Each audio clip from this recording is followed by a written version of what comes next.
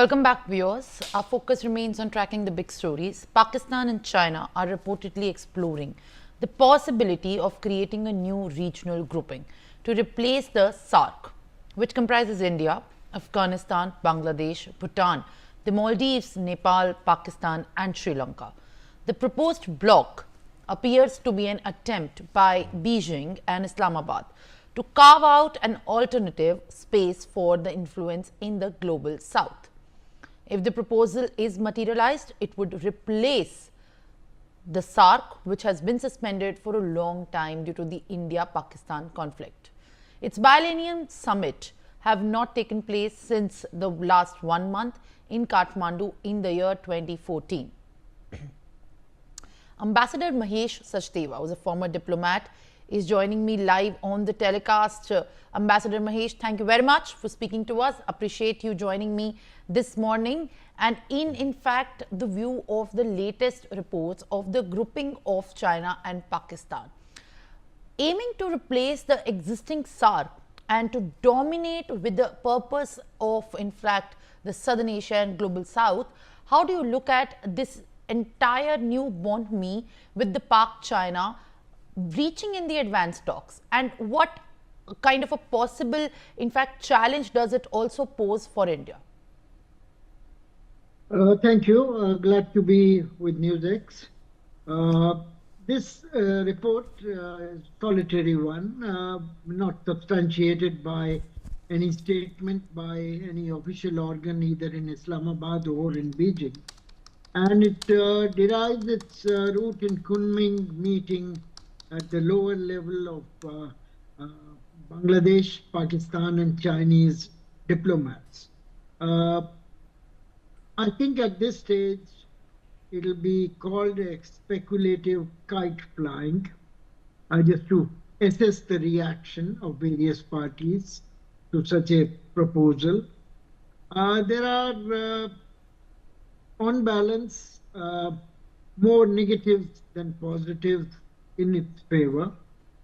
Firstly, it will in a way replace BRI, Bridge and Road Initiative, that China has had, and it has the CPEC with Pakistan, with budget of something like $62 billion. Not much of it has transpired on the ground. So it'll be perhaps old wine in new bottle. Bangladesh also is a signatory of BRI. So is Nepal. So what do they gain by creating such a body is arguable. Secondly, none of, except Pakistan, none of the other neighbors would like to have to make a hard choice between India and China. If you were sitting in Kathmandu or Thimphu or Colombo or Maldives, why should you make such a choice? They are both important countries and they are both important economically and strategically. Ideally, these countries would like to have good relations with both.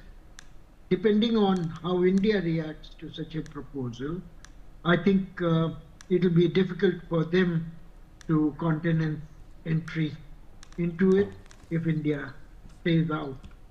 India's going in would be problematic because our experience in BRICS, our experience in SCO has not been too good. We've had often to drop out of the communiques last week, for example, on defense minister's statement, we did not sign it. I think for China too, to take a position in South Asia without India would be an obvious hard decision. Remember, it enjoys over $100 billion trade surplus with India and has been looking at India as an as a market big time further. Border negotiations, etc., cannot be ignored. And taking a position by conceptualizing and sort of backboning such a grouping would obviously array China against India. And I think it will lend further credence to those circles in India who believe that China wishes to surround us with string of pearls and other devices. So on the whole, I think unless there are hard decisions by China and Pakistan to go ahead, this I would find on the whole improbable, but not impossible. Thank you. All right, in fact. Ambassador Mahesh, thank you very much for joining us live on the telecast. For more such videos, subscribe to the Newsx YouTube channel, hit the bell icon.